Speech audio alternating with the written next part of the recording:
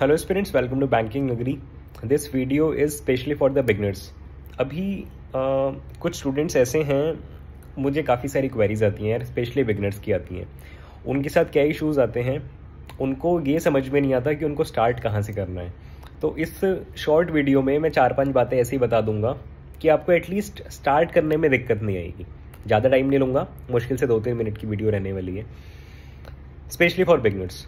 देखो, सबसे पहले आपको ये पता होना चाहिए कि एग्ज़ाम का पैटर्न क्या है। उसके लिए देखो, मैं क्या करता था मैं बता देता हूँ। मान के चलो मैं आरआरबी पीओ प्री की ही तैयारी कर रहा हूँ, तो मेरा सबसे पहला मेरा काम होता था कि जो आपका एग्ज़ाम का पैटर्न है उसको पेपर पे ड्रॉ किया। ये इतने मार्क्स का आना इतना टाइम मिलेगा, ये इतने मार्क्स का आना इतना टाइम मिलेगा, पेपर पे लिखा, दीवार पे चिपका दिया। सेकेंड काम, लास्ट ईयर का पेपर एनालाइज किया, प्रीवियस ईयर पेपर, और ये देखा कि उसमें कौन से टॉपिक्स आए थे, कि 5 सिंप्लीफिकेशन आए थे, 5 अप्रॉक्स आए थे या 5 सिलॉगिज्म आए थे। वो सब आपने नोट डाउन करके दीवार पे लगा दिया। तीसरा काम, अपने एडवर्टीजमेंट देखो, अपना जो भी आपका नोटिफिकेशन आया वो देखो, उसका सिलेबस देखो, सिलेबस में वो आपसे पूछना क्या चाह रहा है। उसकी ज़्यादा इंपॉर्टेंस रहती नहीं है, क्योंकि सिलेबस में आपको बहुत कुछ देखने को मिलेगा और एग्जाम में बहुत कुछ देखने को नहीं मिलेगा, क्योंकि एग्जाम में लिमिटेड टाइप्स ऑफ क्वेश्चन है जो रिपीट होते हैं।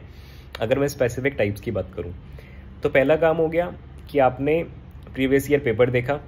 दूसरा काम जो मैंने आपको बताया कि एग्जाम का पैटर्न आपने पेपर पे नोट डाउन करके दीवार पे पेस्ट कर दिया, ताकि रोज उस पर नज़र पड़ती रहे। ठीक है, उसके बाद आपको क्या करना है, अगर बिल्कुल आप बिगनर्स हैं तो पहले आपको बेसिक कंसेप्ट क्लियर करने हैं।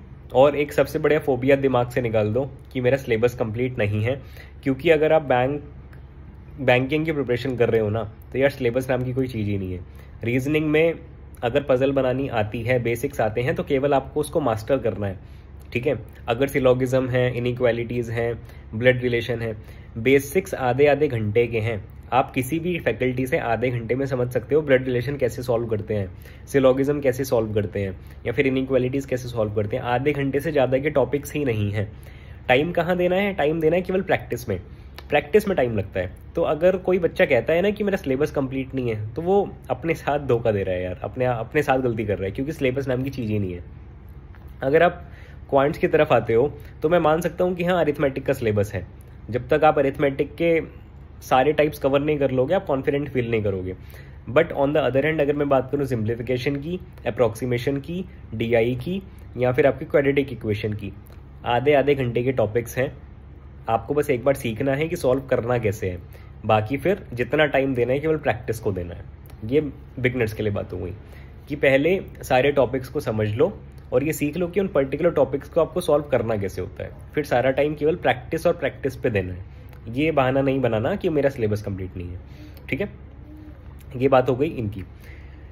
उसके बाद आती है मॉक्स की बात। मॉक्स कब से देने स्टार्ट करने हैं, आप देखो स्टार्टिंग से भी कर सकते हो, और पहले सिलेबस कंप्लीट करके आपके सारे बेसिक कंसेप्ट्स क्लियर हो जाएं, आप थोड़ा बहुत पकड़ बन जाए कि हाँ, ब्लड रिलेशन मेरा होता है या सिलोगिज्म में बना पाता हूँ। उसके बाद आप मॉक्स स्टार्ट करो।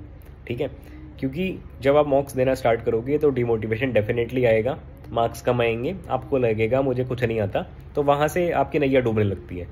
वो थोड़ा सा ध्यान में रखते हुए मैं सजेस्ट करूँगा पहले अपना कंप्लीट कर लो कंसेप्ट्स, उसके बाद मॉक्स देना स्टार्ट करो, और साथ में प्रीवियस ईयर पेपर्स भी सॉल्व करना स्टार्ट करो।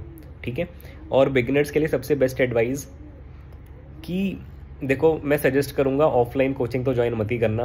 अगर किसी टीचर से पैसे दे के पढ़ना है तो ऑनलाइन किसी का पेड सब्सक्रिप्शन ले लेना, बेस्ट रहेगा। ऑफलाइन में मत जाना, पैसा भी ले लेंगे, टाइम भी वेस्ट कर देंगे, और कुछ सीखने को भी नहीं मिलेगा।